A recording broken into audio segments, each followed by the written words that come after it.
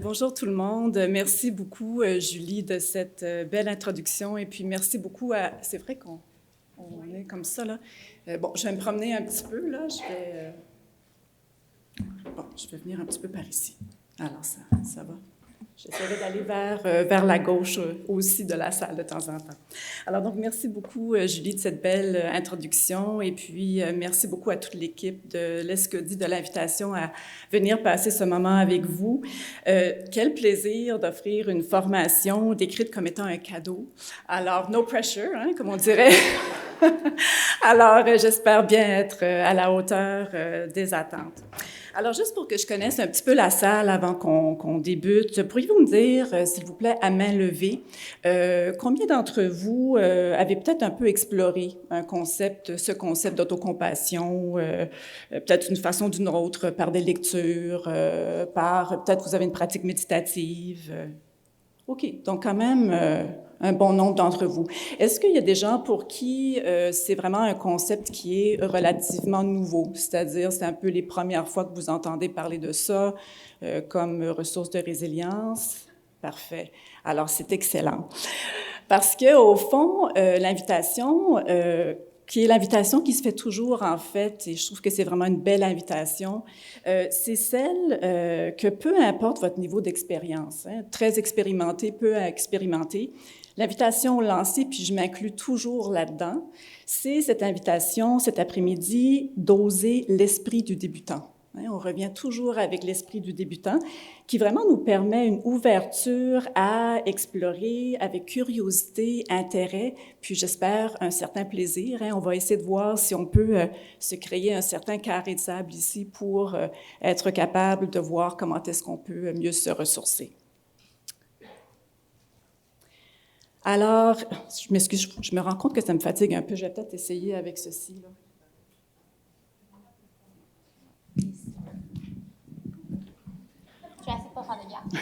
Au fur et à mesure qu'on avance, je laisserai faire mes petites feuilles, mais c'est mon objet transitionnel pour l'instant.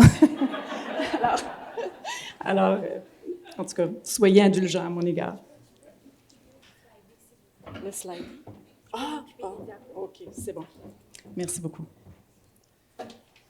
Alors, je n'ai aucun conflit d'intérêt à déclarer, mais j'ai quelques déclarations à faire. Alors d'abord, vous remercier de tout votre travail auprès d'une clientèle précaire et complexe. Alors j'ai eu l'occasion et la chance de participer, ou en tout cas d'être présente pour quelques présentations aujourd'hui, puis c'est vraiment très, en tout cas, magnifique, c'est le mot qui me vient en tête, de voir le dynamisme que vous présentez, et puis, comment dire, cette communauté. Hein? Je vous avoue aussi que c'est la première fois que je donne une formation pour un groupe aussi grand. Alors, c'est vraiment très touchant de voir cette communauté que vous êtes et puis toute l'énergie que vous mettez auprès de votre clientèle. Alors, juste de vraiment souligner le fait que votre vie professionnelle, c'est vraiment la mise en action de cette valeur importante que celle d'offrir pour tous une équité dans l'accès aux soins de la santé. Alors, votre travail est essentiel. Et puis, je tiens vraiment à vous remercier.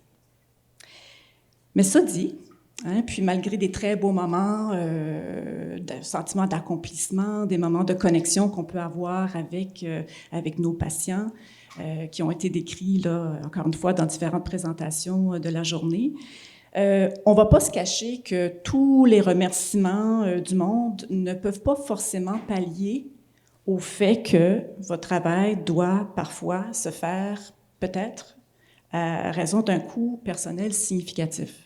Hein? Et peut-être que c'est votre ressenti actuel, peut-être que c'est un ressenti que vous avez déjà eu par le passé, mais ici, on va regarder un petit peu comment est-ce qu'on peut continuer à s'occuper des autres, parce que clairement, pour beaucoup d'entre vous, c'est une valeur importante et on veut s'engager, mais comment on peut faire ça sans se perdre? Et clairement, mon but aujourd'hui n'est pas de vous montrer là, des techniques pour être capable d'être plus résilient, pour en faire encore plus avec encore moins, ou encore là, de tolérer des situations qui appellent à être changées. Donc, c'est vraiment pas ça du tout le but. Mon agenda est surtout de vous amener à considérer l'intérêt de vous inclure parmi l'entremise de l'autocompassion, il y a différentes façons de le faire, mais moi, je vous offre cette façon-là. Donc, de vous inclure dans le cercle des gens dont vous vous sentez responsable. Hein?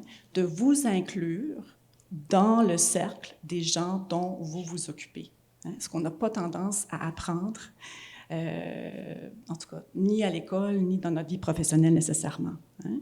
Et donc, pour ensuite en découvrir aussi les bienfaits qui vont en découler d'abord pour vous. Hein? Vous aussi, vous avez le droit d'être bien, mais ça ne peut pas faire autrement qu'avoir un impact auprès des gens dont vous vous occupez. Alors aujourd'hui, au niveau des différents objectifs, vous les avez ici, et puis on va parler des éléments clés, de la recherche un petit peu et de la physiologie un peu également de l'autocompassion en pleine conscience.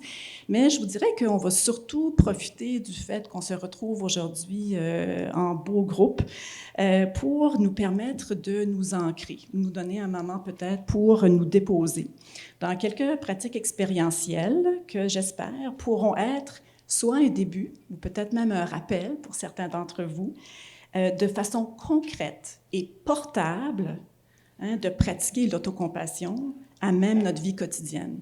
Alors, ce n'est pas quelque chose là, d'incroyablement difficile à atteindre, ce n'est pas quelque chose qui se passe nécessairement uniquement sur un coussin, alors c'est vraiment quelque chose qui se passe et qui peut se faire dans la vie quotidienne.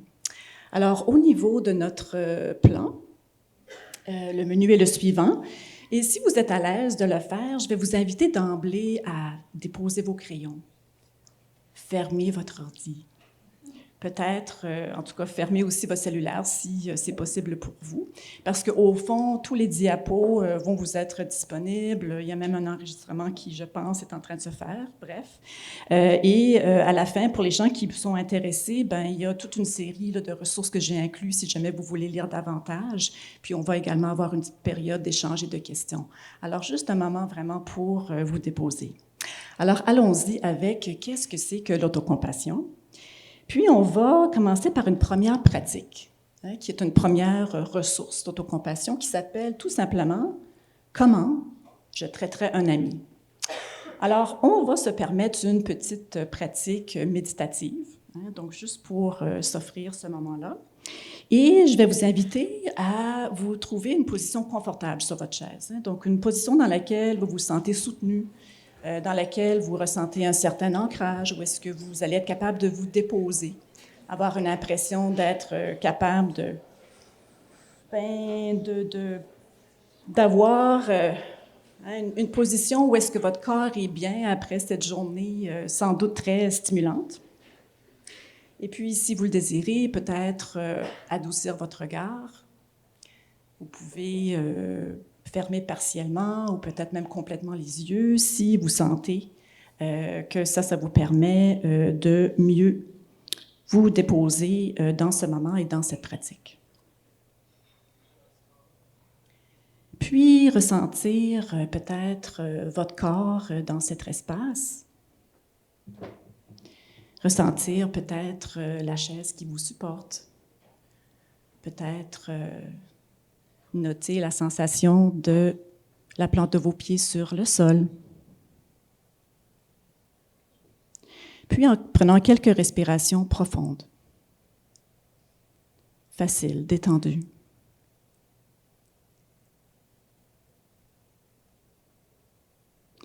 Et voyez si vous pouvez, peut-être à l'expiration, laisser aller toute tension qui vous paraît inutile en ce moment.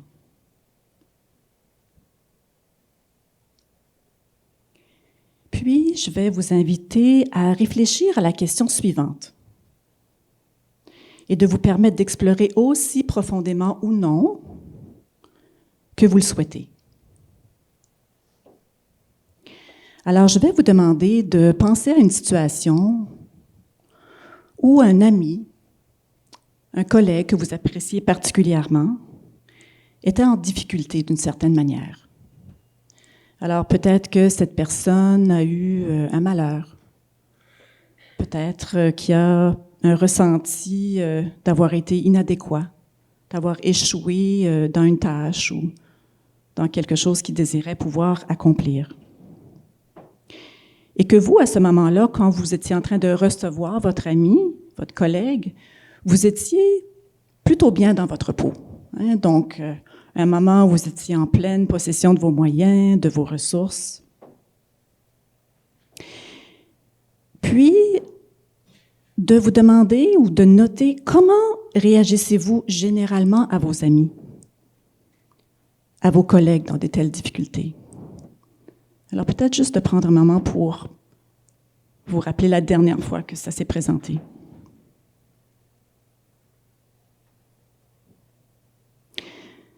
Alors qu'est-ce que vous dites à votre ami?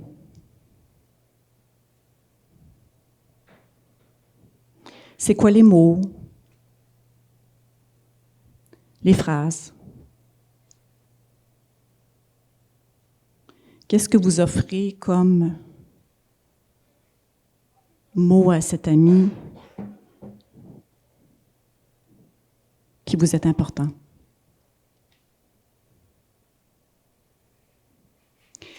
Puis de prendre aussi un moment pour noter le ton avec lequel vous parlez avec cet ami. Donc, est-ce que votre ton est supportif? Est-ce que votre ton est directif? Autoritaire? Tendre? Donc, simplement noter le ton.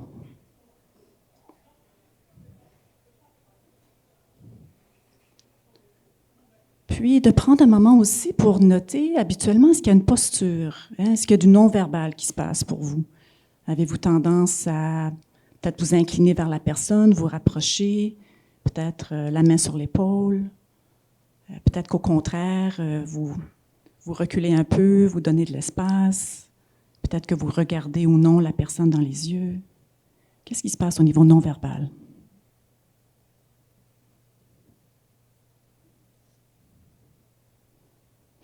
Puis maintenant, de prendre un moment pour noter mentalement qu'est-ce que vous avez découvert, qu'est-ce que vous avez noté dans votre façon de recevoir cet ami.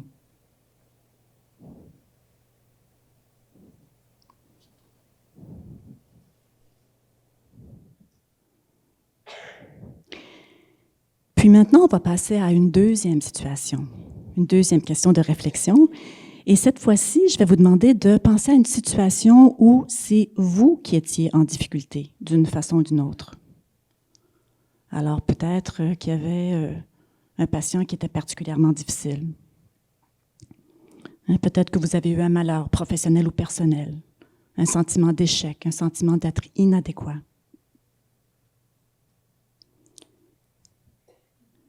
Et en vous rappelant ce moment de difficulté, de prendre un moment pour noter comment réagissez-vous généralement envers vous-même dans de telles situations. C'est quoi votre attitude envers vous-même? Puis c'est des fois une question assez difficile à répondre parce qu'on n'est pas très habitué à réfléchir, à savoir comment on s'occupe de soi ou comment on se reçoit nous-mêmes. On est très préoccupé qu'est-ce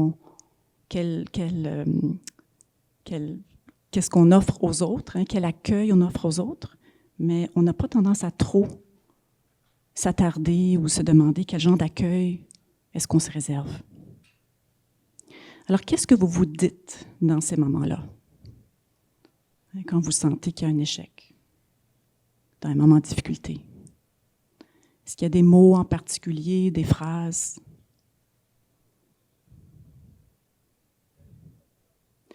Puis de noter aussi le ton avec lequel vous vous parlez.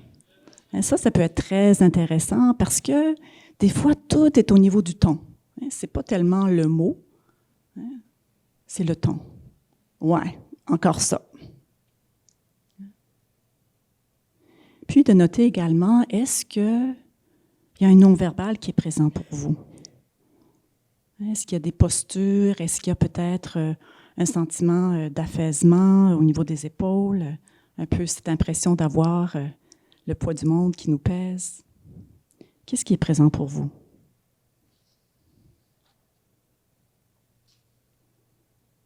Puis, encore une fois, simplement de prendre un moment pour noter mentalement, qu'est-ce que vous avez découvert? Qu'est-ce que vous avez noté?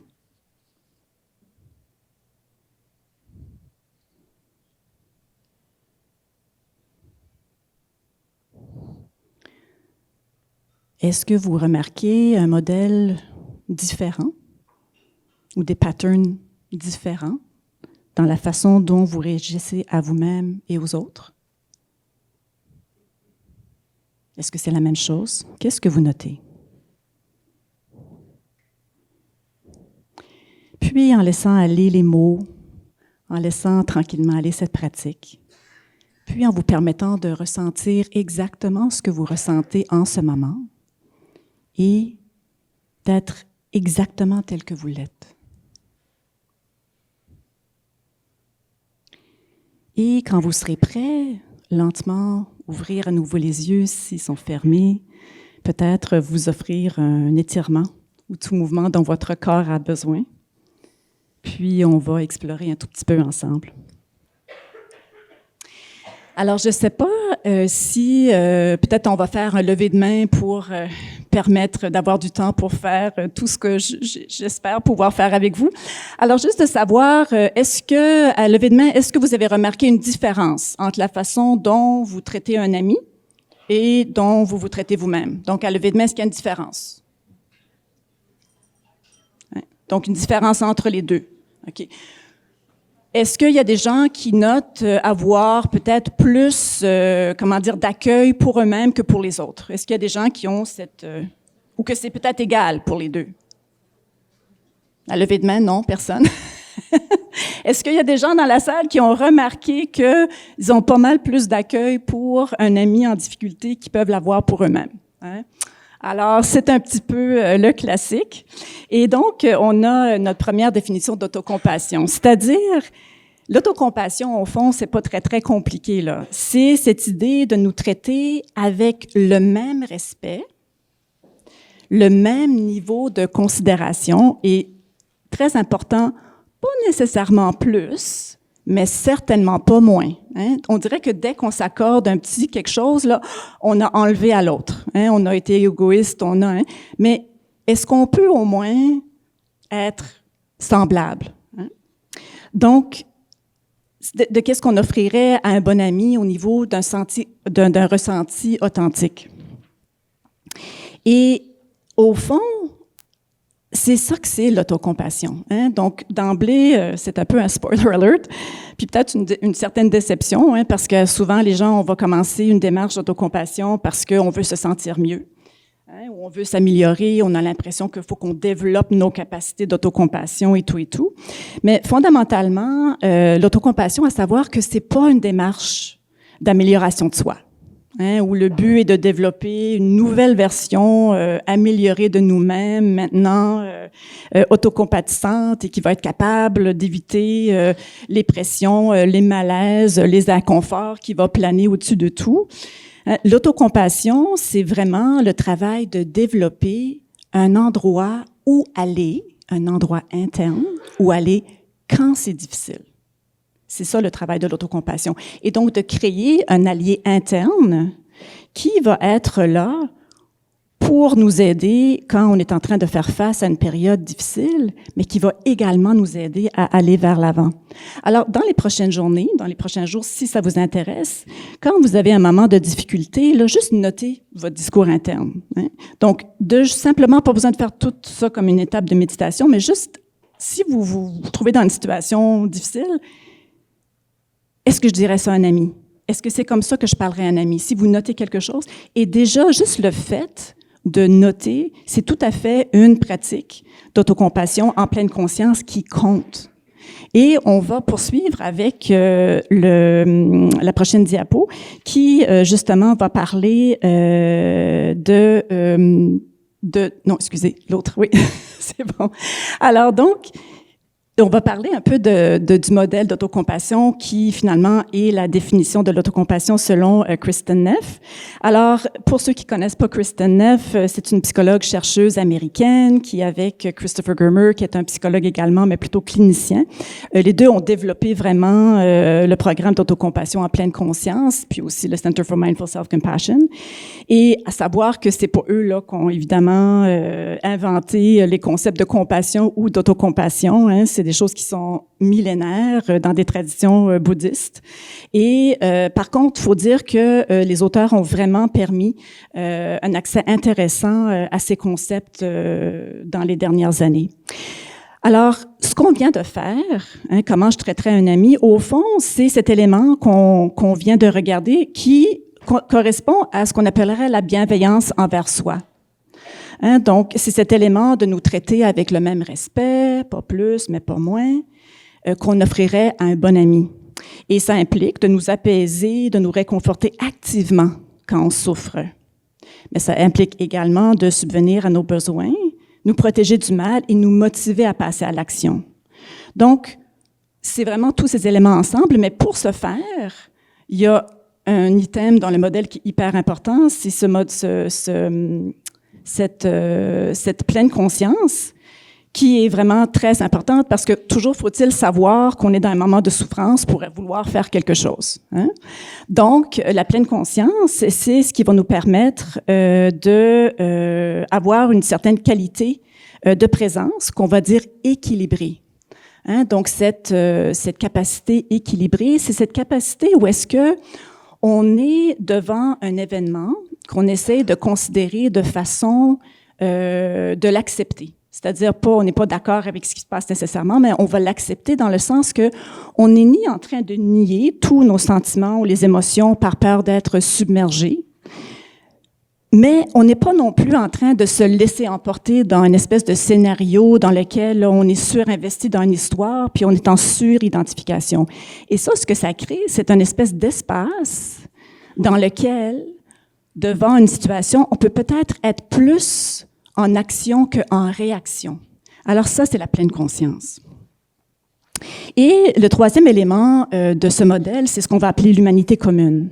Alors, l'humanité commune, ce qu'on va voir, c'est que, ce qu'on entend par là, c'est que on veut souligner le fait que dans toute vie humaine, il va y avoir une imperfection. Dans toute vie humaine, il va y avoir souffrance. Et par là, on n'est pas en train du tout de dire que toutes les souffrances sont égales. Alors, clairement, la clientèle avec laquelle vous travaillez a un niveau de souffrance différent de la mienne. Mais c'est de reconnaître que tous les êtres humains, ça fait partie de notre condition d'avoir des moments qui vont être difficiles. Hein? On va tous peut-être être malades, on va tous avoir des proches qui vont mal aller. On va tous vieillir, on va tous mourir, donc c'est vraiment, ça fait partie de la condition humaine. Mais souvent, ce qui se passe, c'est qu'on a tendance, quand les problématiques arrivent, d'avoir une impression qu'il y a quelque chose qui devrait pas, ça devrait pas être en train d'arriver. Comment ça que ça se passe J'aurais dû faire différemment, comme s'il y a une faute quelconque, ou comme si tout le monde est en train de vivre une certaine normalité que nous, à laquelle nous on n'a pas accès. Et ça crée un certain isolement qui ajoute une souffrance à la douleur d'une situation qui est déjà difficile. Alors, quand on regarde par rapport aux différentes appréhensions qu'on peut avoir par rapport à l'autocompassion, parce que tout ce qu'on explique, hein, toutes ces différentes théories, ça fait en sorte que ça fait du sens, en tout cas au niveau intellectuel. Mais je peux vous dire que moi, la première fois que j'ai vu le mot autocompassion, les premières affaires qui me sont venues en tête, c'était plutôt des préjugés. Alors là, j'allais vous demander qu'est-ce qui peut vous venir en tête. Mais c'est sûr que la première fois que vous avez entendu ce mot-là, autocompassion, est-ce que vous avez eu des préjugés? Qu'est-ce qui vous est venu en tête? Vous pouvez simplement prendre parole et ce mot-là, qu'est-ce que ça amenait pour vous? Complaisance. Oui. Moi, ce qui m'est venu, c'est moumoune. Tu sais, c'est comme, c'est pas très fort. On n'est pas fait fort là. Hein? D'ailleurs, j'ai acheté le livre il y a comme 7 ans. Je l'ai lu il y a 2 ans quand j'étais vraiment au bas du baril, hein, pour comprendre que c'est pas ce que je pensais. Puis la seule raison pour laquelle j'ai ouvert le livre, c'est parce que ça s'appelait autocompassion en pleine conscience. Puis la pleine conscience, ça, j'en savais, c'est evidence-based, c'est dans toutes les facultés de médecine. Alors ça, c'était réassurant. OK? Alors donc, complaisance, est-ce qu'il y a autre chose qui vous vient en tête? Non? On peut montrer la liste. Alors, pour simplement dire que tous les différentes, il y en a beaucoup. Donc, c'est une forme d'apitoiement sur soi, un signe de faiblesse, c'est égoïste, c'est une forme d'autocomplaisance, ça va éviter de prendre les responsabilités. Puis, un gros qui est très, très souvent présent, c'est cette idée que ça va miner notre motivation. Hein? Alors, je vais vous dire que toutes les études vont démontrer complètement le contraire, que les gens qui ont un niveau d'autocompassion vont justement être beaucoup plus résilients, vont être plus motivés et motivés d'une façon différente et à partir d'un lieu très différent. Alors, c'est intéressant d'aller voir, et comme je vous dis, là, il y a beaucoup d'articles que j'ai inclus, et puis sur le site de Kristen Neff, il y a une bibliographie exhaustive, vous pouvez aller voir toutes les différentes études qui sont catégorisées de façon vraiment intéressante. Et si on regarde de façon plus large, les recherches sur l'autocompassion vont montrer que c'est fortement lié au bien-être, fortement associé à moins d'états négatifs, donc la dépression, l'anxiété et autres, et fortement lié à des états positifs. Je pense que je vais continuer ici. Merci. Alors, peut-être une des raisons pour lesquelles l'autocompassion a un certain... crée un certain malaise, ou en tout cas, il y a une certaine, des idées préconçues à l'égard de ce ton-là. C'est parce on comprend pas vraiment qu'est-ce que c'est. Et l'autocompassion, comme la compassion, en fait, elle a deux facettes. Alors, elle a la facette la plus traditionnelle, celle à laquelle on pense, c'est-à-dire ce côté tendre, hein, qui est de réconforter, apaiser, valider. Mais il y a tout un côté féroce également, qui est cette capacité de protéger, de subvenir aux besoins, de nous motiver. Et puis, en fait, il faut les deux parties. Hein? Donc, l'idée, c'est que l'autocompassion tendre, c'est cette partie qui va nous permettre de nous supporter, mais qui va nous aider à nous supporter pour justement être capable d'aller nous engager dans le monde. Hein? Alors, je vais me servir un peu de Marie-Ève comme exemple. J'espère que c'est correct. Alors, clairement, hein, ce matin, quand les gens parlaient de Marie-Ève, les différentes personnes qui ont parlé, on parlait de quelqu'un qui arrive aux tables de concertation d'une façon assez féroce, qui va montrer qu'est-ce qui se passe, qui a pas peur de parler, puis quelqu'un a dit « moi, j'aime ça ». Bon, tu sais. Alors, donc, c'est sûr qu'il y a dans cette attitude-là à la fois une compassion probablement tendre pour les gens et les équipes dont ils s'occupent, mais il y a aussi une compassion féroce d'aller vers qu'est-ce qu'on a besoin, qu'est-ce qu'on veut pour ce groupe-là.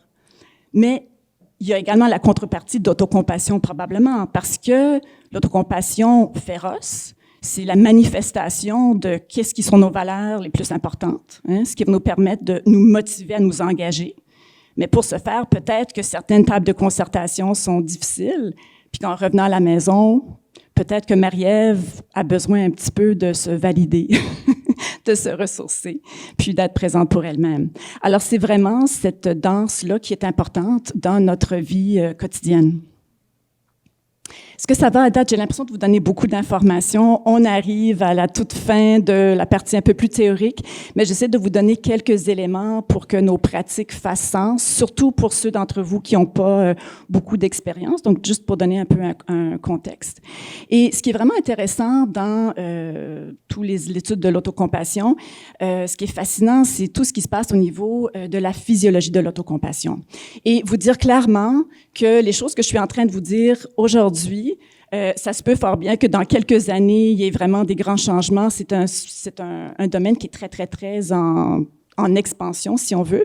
Mais je vais vous parler brièvement d'un modèle que je trouve particulièrement intéressant, conceptuel et qui est aussi evidence-based et qui va bien, en fait, annoncer les exercices qu'on va faire, qui sont également d'autres outils. Des ressources pratiques que vous pourrez amener avec vous. Alors, c'est le modèle de régulation émotionnelle que nous offre Paul Gilbert. Alors, Paul Gilbert, c'est un psychologue américain, un psychologue britannique, qui est très intéressé à la façon dont on a évolué au niveau de la régulation affective. Et Paul Gilbert, il va donc parler du fait qu'on a ce système de stress qu'on connaît, de stress-défense, donc fuir, combattre, se figer, alors tous ces éléments-là qu'on connaît très bien. Et ce qui se passe, évidemment, c'est qu'on a évolué, et ça a été très, très important au niveau de notre survie, au niveau physiologique, qu'il y a un danger, on réagit vite. C'est un système qui entre en fonction très rapidement, au niveau du système surtout sympathique. Il est déclenché, l'amygdale est en alerte, on a toutes sortes de beaux neurotransmetteurs qui se promènent, puis là, on est prêt à faire quelque chose. Okay. Le problème, c'est que, c'est hyper efficace, mais notre bon cerveau n'est pas capable de faire la différence entre une menace externe et une menace interne. Donc, de nos jours, on a beaucoup de menaces internes, à savoir notre place dans la société, est-ce qu'on va être inclus, notre perception de nous-mêmes. Alors, donc, tous ces éléments-là, quand il y a du tout un sentiment de menace quelconque, ça va s'allumer de la même façon que s'il y avait une menace extérieure importante. D'où cette idée que on a le cortisol, tous les différents neurotransmetteurs, le système sympathique qui est très, très activé et, à la longue, peut donner dépression, anxiété et autres problématiques. Alors ça, on sait ça un petit peu. Mais par contre, ce qui est vraiment intéressant, puis je vous dirais que j'ai découvert, dans un certain sens, en regardant l'autocompassion, c'est un autre système qui a été développé, puis qui est aussi important pour notre survie, qui est le système de soins mammifères. Puis la dernière fois que, moi je suis psychiatre, j'ai été pédopsychiatre, en tout cas, bref. La dernière fois que j'ai entendu parler genre de quelque chose dans cette lignée-là, c'était quand j'étais externe en gynéco-obstétrique. Parce qu'on parlait un petit peu d'oxytocine, on parlait d'attachement, on parlait de quelque chose qui se passe entre la mère et l'enfant. Alors que finalement, ce système de soins mammifères-là, il est présent en nous tous. C'est quelque chose auquel on a accès et c'est un tout autre système à partir duquel on va créer une certaine affiliation. Et ce système-là, ce qu'on voit, c'est que quand il est activé, et c'est un système qui est important pour la survie justement aussi parce que c'est ce qui fait que les jeunes des mammifères restent proches et que nous, on reste proches de nos jeunes parce qu'il est libéré d'oxytocine, différents types de substances endogènes un petit peu plaisantes, si on veut, qui font en sorte qu'on va ressentir plutôt une sensation de douceur, une sensation de sécurité, une sensation de plaisir, une sensation d'ancrage, une sensation bien quand on est avec notre enfant à proximité. Et il y a deux choses que les études démontrent clairement qui sont des éléments propices à ce qu'on puisse stimuler pour nous-mêmes ce système de soins mammifères, c'est le toucher et les vocalisations douces. Alors, quand on y pense, c'est un petit peu... on y repense après, puis on dit, quand on ramasse un enfant, un petit enfant, ou encore quand... moi, j'aime beaucoup mon chat Zorro. Alors, quand j'ai besoin d'une régulation émotionnelle, je m'en vais voir mon chat Zorro, puis là, je commence à le flatter. « Oh mon Dieu, il est doux. » Là, déjà, je sens une espèce d'apaisement un petit peu. D'ailleurs, Zorro est un peu tanné, je pense, d'être la zoothérapie familiale au moment actuel. Alors, donc, il y a cet élément-là d'apaisement. Puis là, il se met à ronronner. « Ah là, je le ramasse. Là, en tout cas, je commence à me sentir vraiment mieux. Puis qu'est-ce que je fais? Je commence à y faire des petits mots doux. 5 minutes. Oh mon Dieu. OK. Alors, je vais accélérer.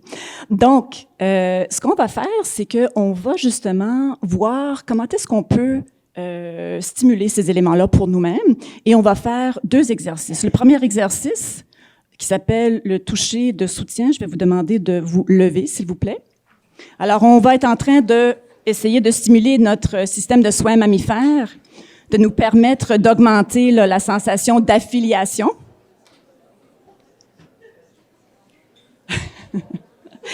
Et cet exercice-là, on va s'en servir pour le deuxième exercice qu'on va faire et l'exercice final, la deuxième pratique. Alors, le toucher de soutien, ce qu'on va simplement explorer aujourd'hui, c'est à savoir, est-ce que avec le toucher de la main, où on va explorer différentes parties du corps. Est-ce que vous pouvez noter un certain ressenti d'apaisement, d'ancrage, de détente, de paix, quelque chose dans cette direction-là? Vous pouvez le nommer comme vous voulez, mais une espèce de moment, en tout cas, d'ouverture agréable. OK? Donc, l'invitation, c'est de commencer simplement en prenant vos deux mains et puis de les mettre un peu comme si vous teniez à vous-même votre propre main. OK? Vous pouvez fermer les yeux si ça vous aide aussi à adoucir votre regard. Et juste de noter, quelle est la sensation? Est-ce qu'il se passe quelque chose quand vous tenez votre main comme ça? Hein, peut-être que vous pouvez vous rappeler de la dernière fois que vous avez tenu la main de quelqu'un qui vous est cher. Hein? Est-ce qu'il y a un ressenti quand vous tenez votre main comme ça qui va dans la même direction? Puis si oui, qu'est-ce qui émerge pour vous? Puis, dans un deuxième temps, peut-être maintenant juste commencer à frotter un peu les mains ensemble et noter, est-ce que ça amène plus cette sensation d'apaisement? Est-ce qu'il y a plus, parce que certains, pour nous, il y a une sensation de, quand on a une sensation rythmique comme ça, il y a davantage cette stimulation-là, où est-ce qu'on ressent un ancrage, où est-ce qu'on ressent une certaine stabilité. Alors, juste de noter, est-ce que ça, c'est différent? Plus fort, moins fort? Puis peut-être maintenant de passer à simplement croiser les bras, puis de ressentir c'est comment de vous permettre de vous déposer, hein, juste de relâcher un peu la tension au niveau des épaules. C'est quoi le ressenti? Hein? Pour certaines personnes, c'est un peu comme se donner un câlin, c'est un peu comme se supporter.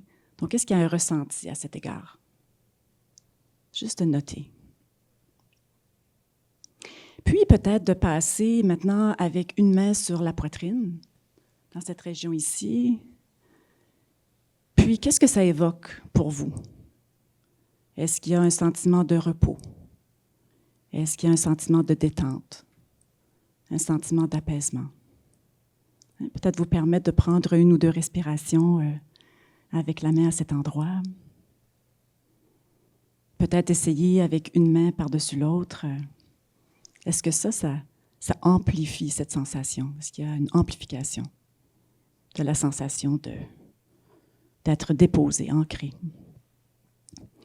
Puis, en reprenant votre siège, peut-être de prendre un petit moment pour simplement déposer vos mains sur vos genoux ou vos jambes, puis de noter, est-ce que ça, c'est un mouvement? Est-ce que ça, c'est quelque chose, une position qui vous donne un sentiment de vous déposer, hein, de sécurité?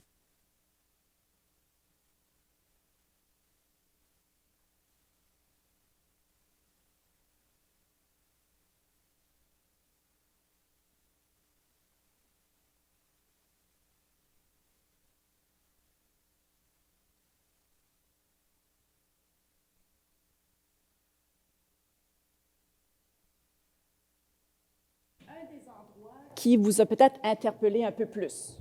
Hein, ça n'a pas besoin d'être la grosse patente, mais juste s'il y a un endroit où est-ce que vous avez peut-être senti une petite ouverture, une petite détente, un petit apaisement, allez-y avec ce mouvement-là, cette partie-là de votre corps pour la prochaine exercice qui s'appelle, merci, la pause d'autocompassion. Alors, à nouveau, pour terminer, je vous invite de trouver une position qui est confortable et de vous permettre d'adoucir le regard, fermer les yeux si vous le voulez. Et je vais vous demander de penser à une situation professionnelle, hein, quelque chose qui se passe dans votre vie professionnelle au moment présent qui vous cause un certain niveau de stress. Donc, quelque chose qui est peut-être un 3 à 5 sur 10, hein, pas le plus gros des problèmes, parce que quand on commence à pratiquer l'autocompassion, on ne veut pas se submerger. Mais quelque chose qui présente quand même un certain malaise, puis qui occasionne un certain ressenti au niveau de votre corps. Alors, juste de prendre un moment pour vous mettre en tête cette situation, cet événement.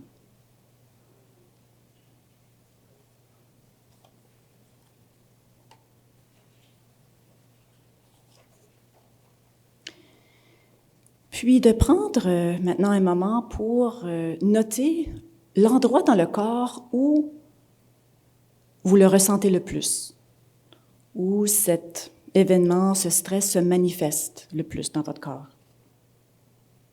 Hein, peut-être que vous avez une sensation de lourdeur dans la poitrine, peut-être une espèce de papillon dans l'estomac. Peut-être que c'est vraiment au niveau là, plus d'un engourdissement, hein, au niveau de la tête. Qu'est-ce que vous ressentez?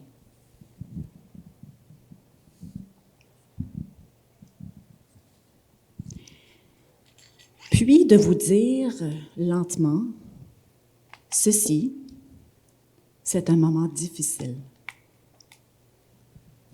Alors, c'est un moment difficile. Et ça, c'est un moment de pleine conscience. C'est-à-dire que on note qu'il se passe quelque chose. Et on le note en donnant un langage qui nous est le plus juste. Hein? Alors peut-être que pour vous, ça fait mal, c'est stressant, ça n'a pas d'allure, je trouve ça difficile. Donc la pleine conscience de remarquer. Puis ensuite de vous dire, les difficultés font partie de la vie. Et ça, c'est l'humanité commune. Peut-être que d'autres options pour vous sont plus de vous dire, ben, d'autres personnes dans cette situation ici se sentiraient de la même façon. Ou mes collègues aussi trouveraient ça difficile. Ou peut-être de vous dire, c'est pas facile de naviguer le système de soins. Ou vous dire, je travaille avec une clientèle complexe et précaire. Et peut-être maintenant, en vous offrant le toucher de soutien, en prenant votre main, puis en vous offrant le toucher de soutien à l'endroit que vous avez exploré, qui peut-être a donné un certain sentiment d'ancrage, puis vous permettre de ressentir la chaleur et la douceur du toucher.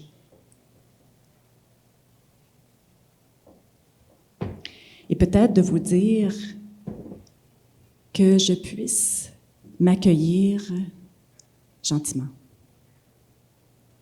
que je puisse me traiter comme je traiterais un bon ami.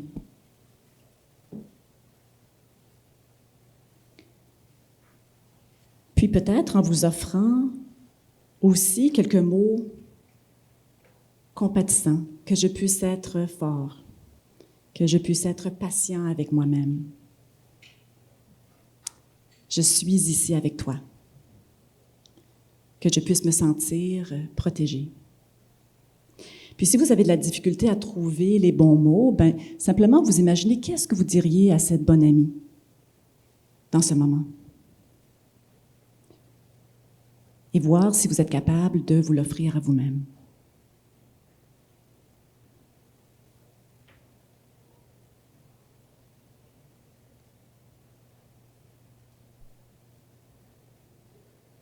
Puis, tranquillement, de laisser aller cette petite pratique de la pause d'autocompassion. Prendre un moment pour noter peut-être qu'est-ce que vous avez découvert, qu'est-ce qui a émergé. Puis, pour les prochaines 5 minutes, puis j'ai la permission de Julie, je vais vous demander, si vous êtes à l'aise, de juste vous tourner 2 par 2 et de partager, si vous le désirez, il n'y a pas d'obligation, hein, de partager, c'est une grande générosité, d'écouter sans commentaire, sans essayer d'arranger, sans quoi que ce soit, c'est une grande générosité également. Hein. Mais de partager, à savoir qu'est-ce qui a émergé, si quelque chose a émergé, qu'est-ce que vous avez découvert dans la pratique de l'autocompassion, de la pause d'autocompassion ou du toucher de soutien. Et simplement de parler de qu'est-ce qui a été l'expérience de l'exercice et non pas de donner les détails ou de parler de la situation dont vous vous êtes servi pour pratiquer. Est-ce que c'est clair pour tout le monde? OK? Donc, est-ce qu'il y a eu un ressenti? Donc, je vous laisse un petit 4-5 minutes pour ça, puis on passe à la section des questions.